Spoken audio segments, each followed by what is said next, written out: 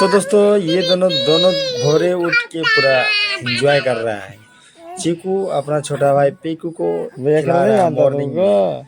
देखने में कितना खूबसूरत लग रहा है, ये दोनों को पूरा आनंद आ रहा है यार। इतना दिन के बाद पहली बार ये लोग दोनों एक साथ उठा है भोरे। अब पूरा ये लोग खेल रहा है। चीकू अपना भाई पीकू को पूरा खिला रहा है। और मॉर्निंग का समय हम लोग को तो नींद आता मॉर्निंग में, ये लोग दोनों उठ के पहला खेलना चालू कर दिए। ये भी अपना मस्ती ले रहा है, उठ के पूरा खेल रहा है। आज का दिन इन लोग का हंस रहा सुबह सुबह। आज का दिन इन लोग का बहुत अच्छा जाएगा। आज ये लोग तंग नहीं करेगा लग रहा है, पूरा खेल रहा है। देखो दोनों में कितना प्यार है।